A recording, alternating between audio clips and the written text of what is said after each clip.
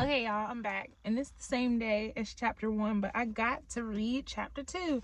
And chapter 2 is only a few pages long, so if time permits, yeah, only 7 pages long. So if time permits, we're gonna go into 3.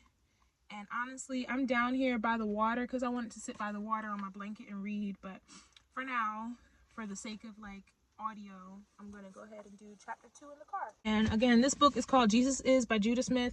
It's Find a New Way to Be Human, and I love it so far, so that's why I'm sharing it with you all. I hope you like it. Okay. Zacchaeus wasn't the only tax collector to have his world rocked by Jesus. There was also Matthew. Matthew was one of Jesus' disciples, and the book he wrote describes many key events in the 3+ years of Jesus' ministry. Matthew's first encounter with Jesus reveals that when it comes to sinners, God has 2 categories, just 2. Matthew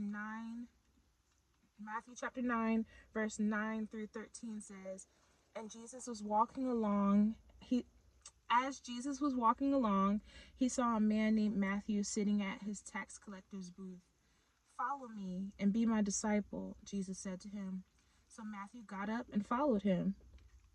Y'all, would you ever just get up and follow? Later, Matthew invited Jesus and his disciples to his home as dinner guests, along with many tax collectors and other disreputable sinners. But when the Pharisees saw this, they asked his disciples, "Why does your teacher eat with such scum?" Dang, they called them scum. But maybe I should. When Jesus heard this, he said, "Healthy people don't need a doctor. Sick people do." Then he added, "Go now and learn from the meaning of the scripture.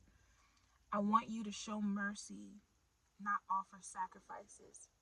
For I have come to call not those who think they are righteous, but those who know they are sinners." 2 kinds of sinners. Like Zacchaeus, Matthew was a tax collector. Everywhere he went, he was hated, feared, and rejected until he met Jesus. Matthew never forgot the inexplicable willingness of this man to look past his occupation and see him as a person.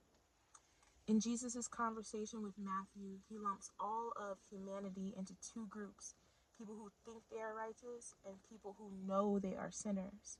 That's it. No sliding scale, no grading on the curve, no relative goodness or subjective labels. We either pretend we don't need him or we acknowledge we do. The common denominator is that we all need help. The catch is that we don't all admit it. Rather than realizing everyone is in this together, that we are all in need of help, we often prop up our self-esteem by looking at people who do supposedly worse things than us. We need to abandon our scale and adopt God's, because our misguided labels keep us from the right kind of interaction with people. We assume we know where we are on the rating scale, and we assume we know whether they are ready or not to hear about Jesus and give their lives to God. In reality, for many people, the greatest hindrance to receiving the grace of God is not their scandalous sins, it's their empty good deeds.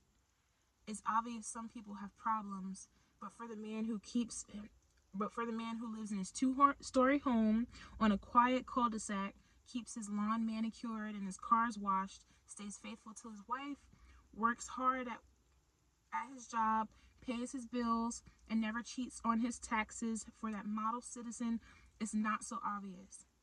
He might compare his goodness to others' badness and think, "I'm a morally sound person. I'm doing pretty well. I don't need help." Our superficial labeling system also guarantees that we will never find freedom ourselves. It takes courage and humility to recognize we are as messed up as the drug addict next door. And many of us never get that honest with ourselves. If we can't be honest with ourselves, we'll never be honest with God. We'll continue to whitewash our dark sides and flaunt our good deeds, and nothing will ever change.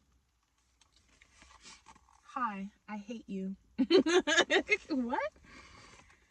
Jesus befriended sinners like Zacchaeus and Matthews and the Pharisees, like Zacchaeus and Matthew. And the Pharisees especially couldn't handle that. Pharisees were the spiritual teachers of the day. They were experts in Jewish religious law and set hundreds of man-made rules that attempted to apply the Ten Commandments to everyday life. They had regulations for everything from washing hands to tying loads onto camels. When we find Pharisees in the Bible, they're usually doing one thing: pointing out sinners. Condemning people was part of their daily routine. They had made careers out of ridiculing broken souls. It was the ultimate job security. The Pharisees were zealous for the law, but they didn't understand the love of God. They imposed judgment without mercy, punishment without love, criticism without understanding. In the name of hating sin, the Pharisees ended up hating the sinners.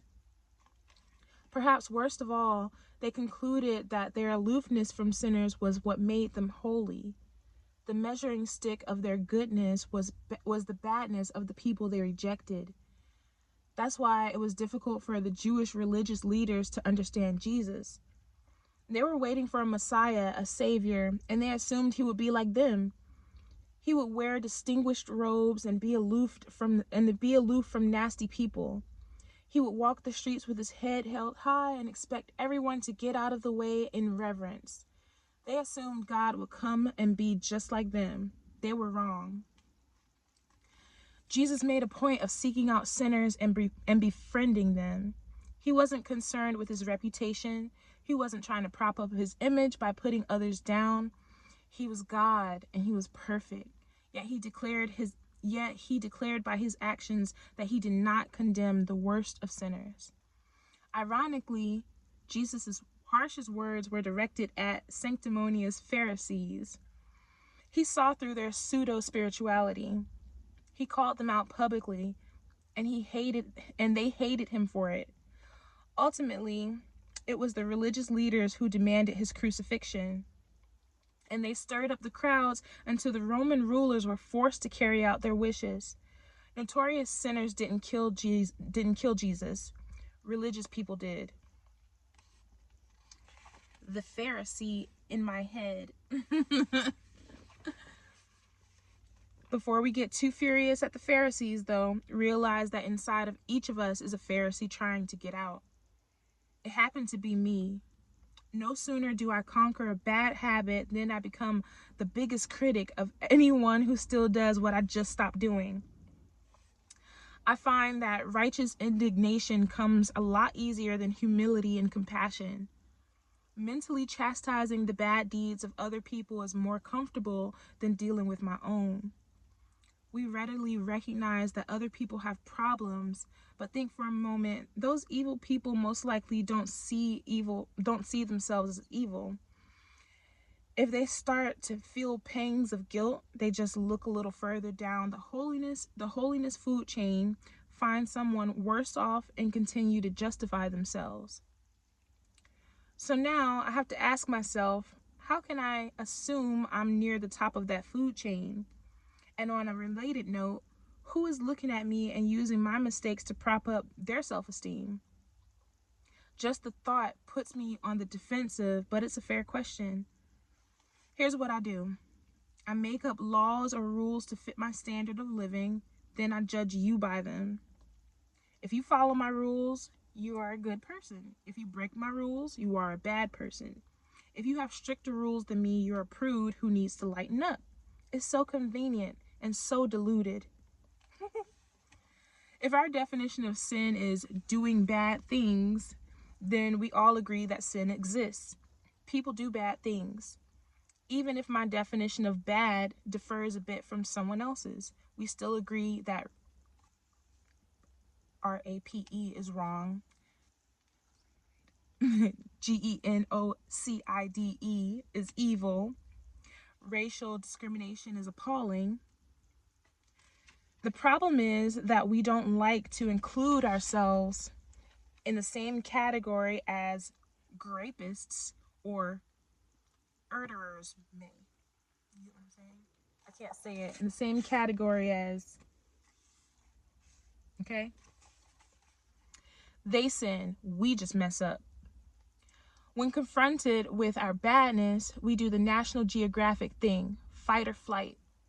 We lash out, point fingers, and call people names, or we hide behind philosophical musings of comic good and evil.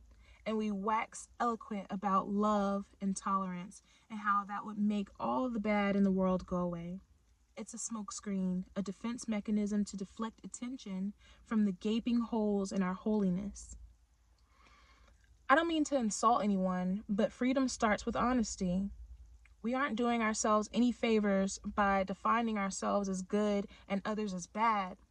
Let's just agree that we all need help and that we're all in this together.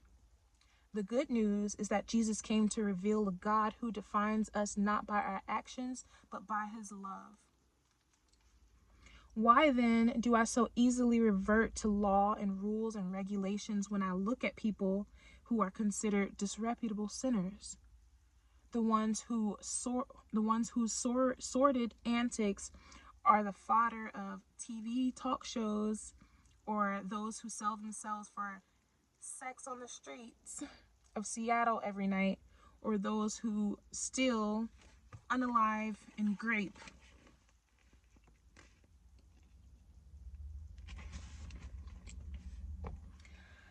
I can think of one reason, though. I'd rather not admit it. My rules distance me from bad people. If I separate myself from sinners, I don't have to deal with their pain. I don't have to walk in their shoes or love them or let my heart break with theirs. I don't have to get my hands dirty helping them put the pieces of their lives back together. I can justify rudeness and indifference when my heart should bleed with compassion. I can ignore the fact that, but for the grace of God, I would be doing exactly what they are doing. Take it a step further. If I separate myself from sinners, I can afford the luxury of celebrating their punishment when they get what's coming to them. I can feel a sadistic sense of pleasure. They deserved it after all. Don't get me wrong, I'm not arguing that we should abolish judgment in society, just that we should abolish judgmentalism. If I separate myself from sinners, I don't risk my own reputation. I remain a member in good standing of the Holier Than Thou Club, where we sit around congratulating each other on how much better we look than everyone else, while agreeing that the world is going to hell in a handbasket, whatever a handbasket is, and complaining that the government isn't doing its job very well, and we could do better if someone would just ask. Most telling of all, if I separate myself from bad people, I feel better about myself, because compared to them, I'm doing pretty well. Again, don't misunderstand. I don't think rules are horrible. It's just how we use them that can be horrible. I have rules for my kids and that are for their protection. Our society has laws for our own good. I'm completely in favor of authority, order, justice, and structure.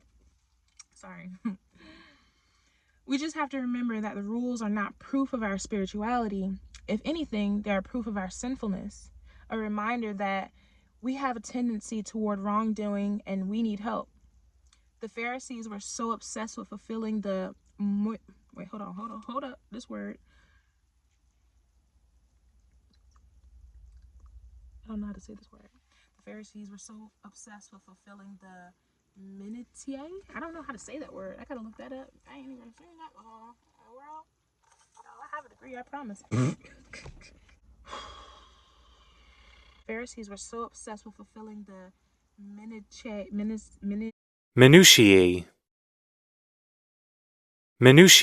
of the law that they missed the point of the law, to love God and to love others. They thought their sacrifices made God happy, while everyone else's sinfulness made him mad. Jesus showed them they couldn't be further from the truth. The sin of the people aroused God's compassion, not his anger. And the sacrifices of the self-righteous meant little to God because their hearts were actually far from him. Jesus was obsessed with showing mercy to those who least deserved it. He was passionate about giving hope to the hopeless people. He was committed to showing grace to the worst of sinners. And if I'm honest, that includes me. Deep inside, I am painfully aware that I still wrestle with wrong thoughts. I still get impatient with my kids and treat my wife rudely. I still make decisions out of ego and evil rather than love. Whether I'm better than you or worse than you really doesn't matter. What matters is that I recognize my need for Jesus. Rather than rejecting people out of a false sense of superiority, rather than judging and condemning those whose lives don't measure up to my standard of holiness, I need to remember that I'm desperately in need of Jesus' grace. Jesus befriends the worst of sinners, so Jesus befriends me. Facts. Y'all. Again, this book is called Jesus is Blank by Judah Smith. And I'm going to keep reading it until we're finished with it. That was chapter 2. I'm going to make the next video about chapter 3. I just don't want these videos to be too long. So I'll see you in the next one. Bye.